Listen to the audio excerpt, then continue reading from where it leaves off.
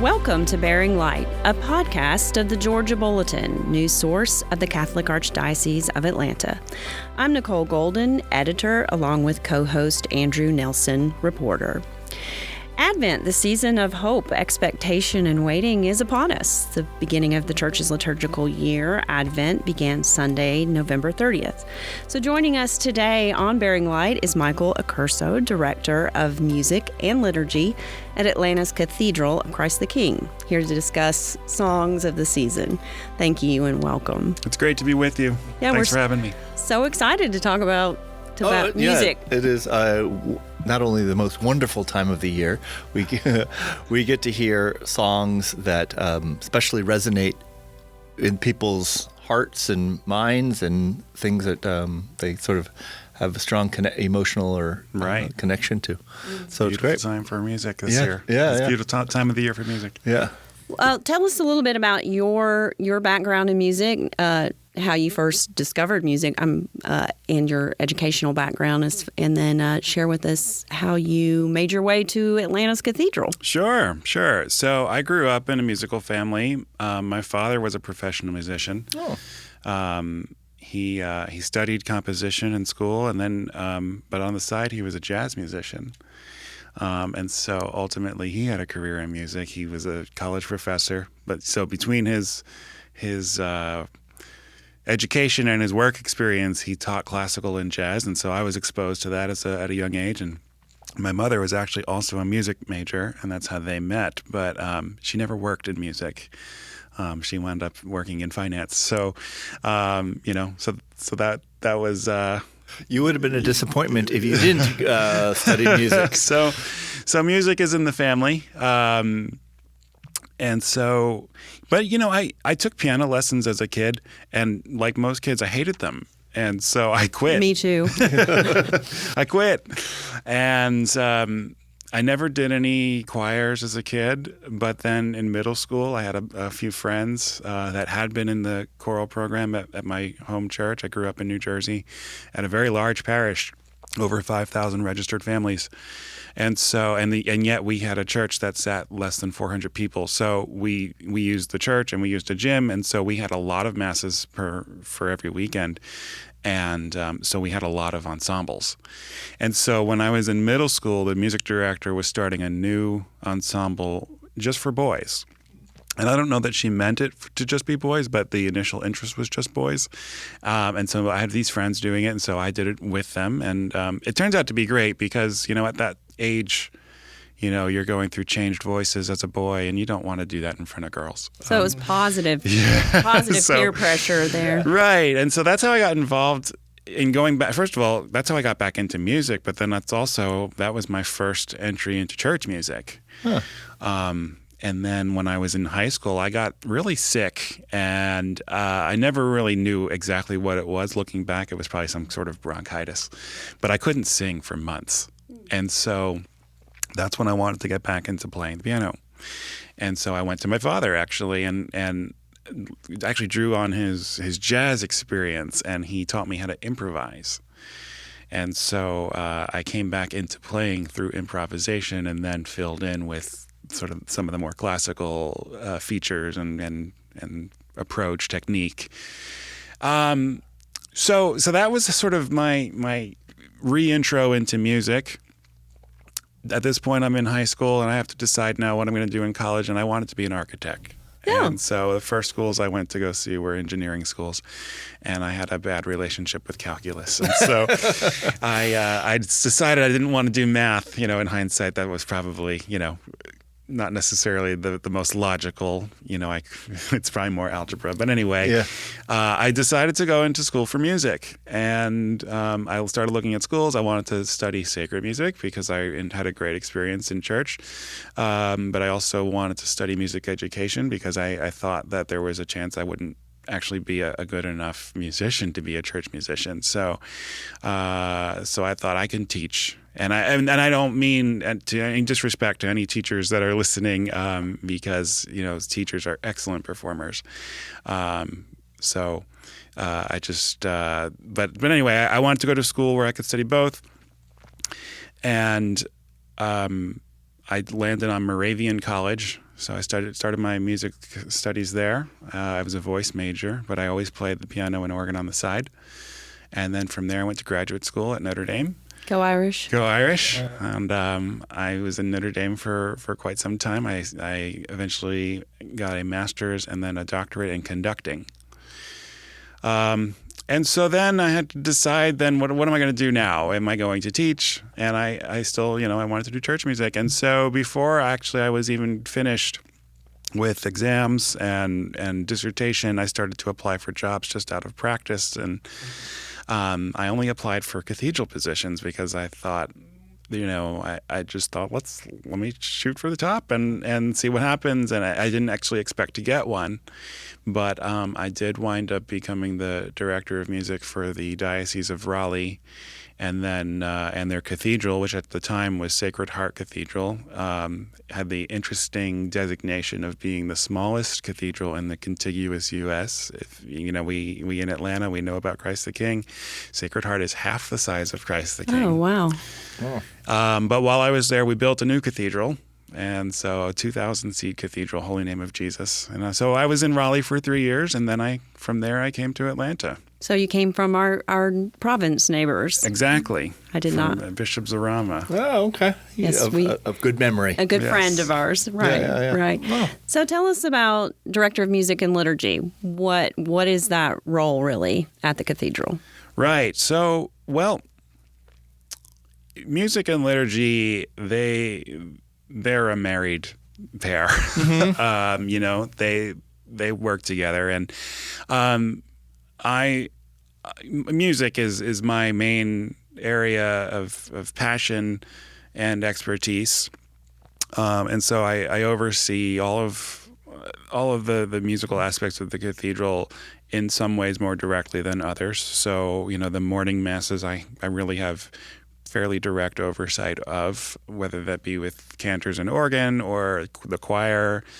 We've just started another choir, and we have several children's choirs. We have a very big children's choir program, which I'm proud of, and I have a slight bias there too because they're directed by my wife. But we have about 75 kids involved, so that's a great part of the Fantastic. cathedral. And then in the afternoon, we have some other ensembles that provide music in a more contemporary style.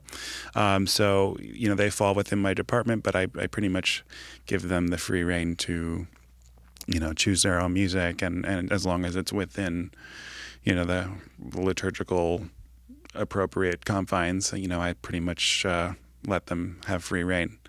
So that's the music side of my job, and then on the liturgical side of my job, I would say a lot of it is overseeing volunteers, Eucharistic ministry, altar service, readers, and that just takes a lot of coordination, and I have great help in that as well.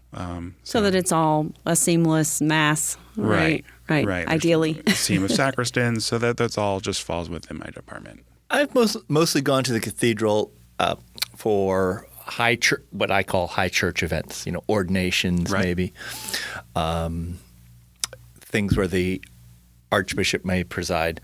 The music there is beautiful, first of all, but it's always very high church. Does the cathedral also have, I don't know if contemporary is the right word, but congregational singing for styles or masses? Right. Is that the right question? Congregational? I think I know what you're asking. And I'm going to answer it in two parts. Just one to say that even within the quote unquote high church style, I do strive to have music that's available for the congregation to participate in.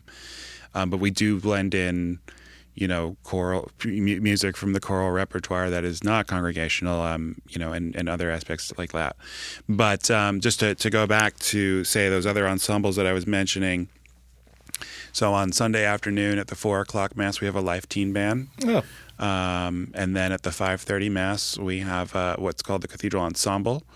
And they also do music of mostly the contemporary age, but they do a wide gamut. Actually, their director works here in the Chancery. It's Ellen Masick. She works in the Tribunal. Oh, Oh, right. I Okay. didn't know that. Oh, Yeah. that's great. So we have a variety of music genres, I guess. Right. Right. Is that the right term? Right. Exactly. So if you are drawn to choral music, very polyphony, Right. is that what they call it? Polyphony. Yeah. Then that's one mass. But if you like guitars and contemporary music, there's That's another another mass one. for you. Oh, that's great. So something for everyone. Exactly. That must be fun to have to dip in and out of each different styles. Yeah.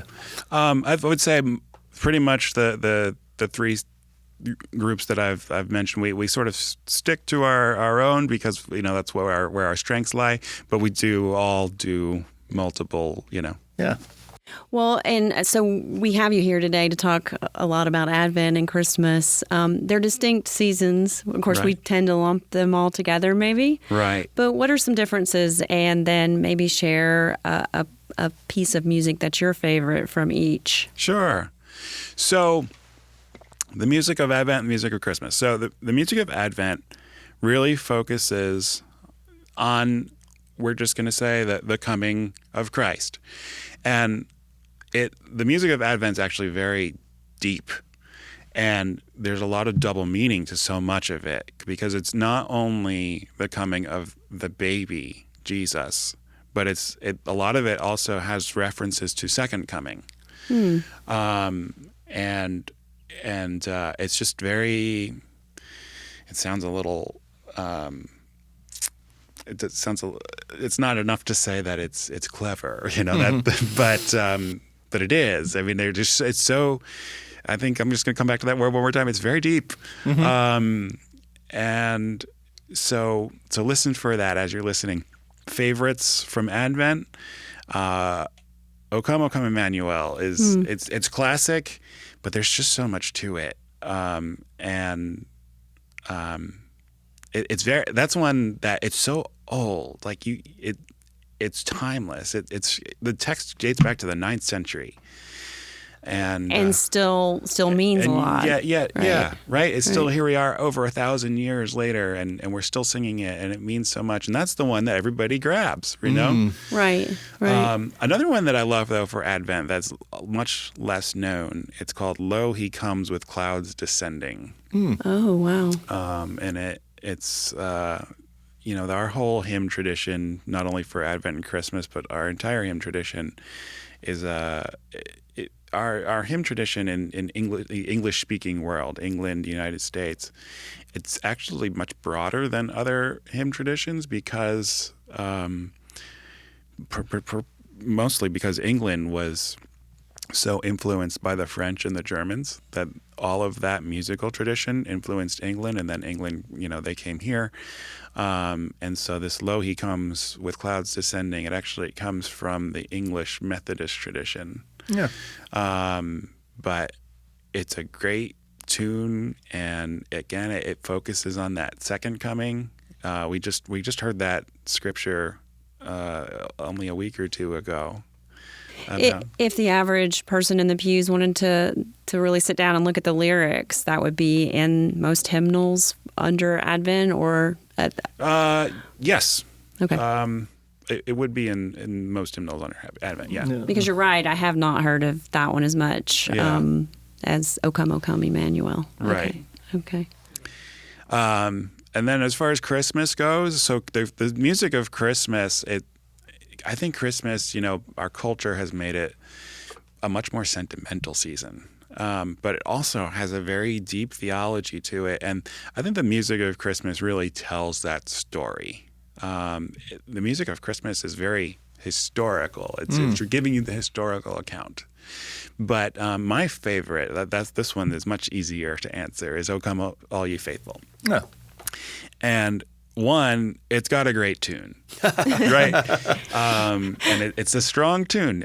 Almost we every. should ask you to sing it a little bit here. So. Almost every church I know of uses it.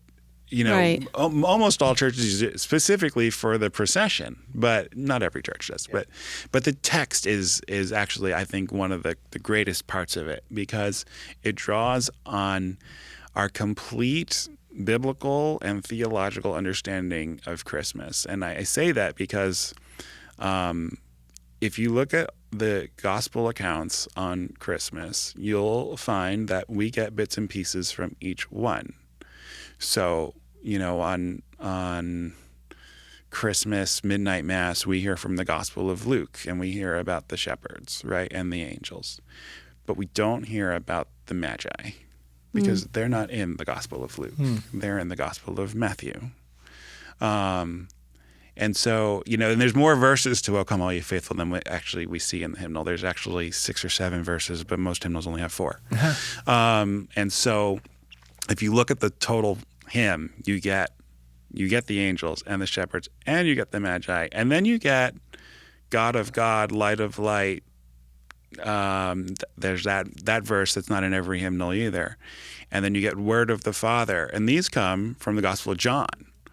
And because there's no manger in John, there's no, it says in the beginning was the Word, and the Word was God, and the Word was with God. And so it combines all of that. And then we also got the Nicene Creed in there too. And I just think it's just such a great hymn because it makes it so approachable. You don't even realize that you're getting all of this theology in one hymn. The whole story. Do we know the author of the hymn or when it was composed? It was composed in the 18th century, I believe. The composer was John Francis Wade. He was an English Catholic who lived in France because it was at the time very illegal to be a Catholic in England. Oh, wow. And so he went to France. And there's this great historical story that I read once, and I've never been able to find it again, so I don't know that there's much credence to it. But it's a great story that he wrote it in English, and then because he was in France, he actually translated it into Latin, into Adeste Fideles. Right. And then it was retranslated back into English. Again, I've never found that scholarship anywhere except for the very first time I read it in college. Sounds good. It's a great story, right? It's lore, at least. It's lore. Yeah, there we go. Yeah. Okay. And so that's beautiful. that's a little bit of the story. That's there. great. Well, now when we sing it this Christmas, Andrew, we'll look at it differently. It's a full package of all 4 Gospels. Yeah. That's amazing. I never had really paid attention, but thank you. Yeah. That's cool. That's really good. And I know you, like other parishes, many parishes will do this, have lessons and carols. I think that Mary Our Queen and St. Michael the Archangel are just 2 that I know of offhand that are having lessons and carols. But the Cathedral will as well. Yes. So what is the history of a lessons and carols program? So the history there, it's from the 19th century, so late 1800s. It's a service. It was developed in England, but it draws upon the Catholic liturgy of nocturnes. So it's liturgy of the office, and if you look at the structure of lessons and carols, it actually looks a little bit like the first part of the Easter Vigil. So you have a reading, and then in the Easter Vigil you would have a psalm followed by a prayer. Now, in lessons and carols, you have a reading followed by a musical response. It doesn't have to be a psalm, followed by a prayer. And there are 9 of them, just in the most traditional form. You can do less, but that's another. It's another look to the Easter Vigil. In the Easter Vigil, if you were to do all of the readings, including the New Testament and the Gospel, you would have 9 readings. And so it's making that kind of comparison or similarity, and it traces, the readings trace the history of salvation. And so you always start with a reading from Genesis, with the fall, with the apple, and then from that point, you can do it a couple of different ways. You can do an Advent lessons and carols where you stay within that parameter, where you don't actually read the gospel of the birth of Jesus.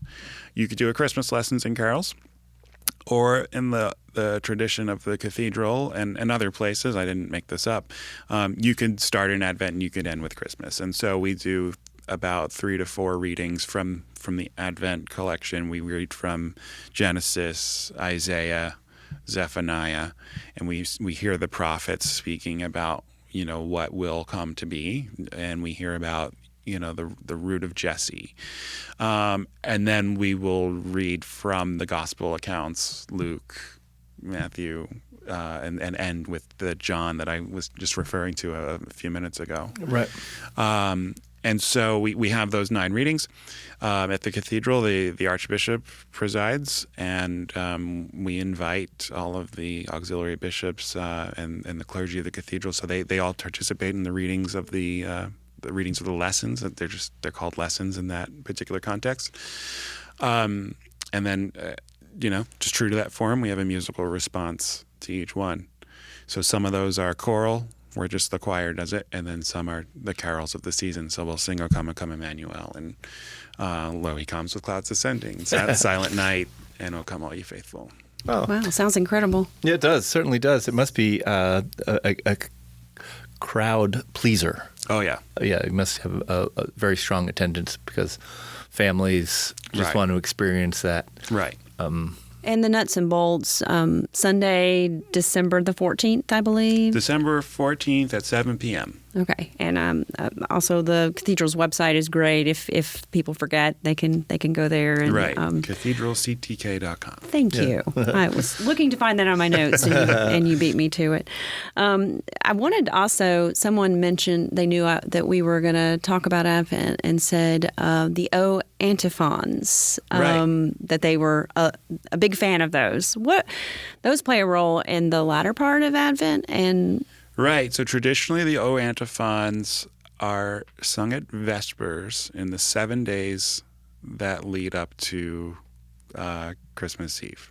okay. And so those are the basis for the 7 verses of O Come, O Come, Emmanuel.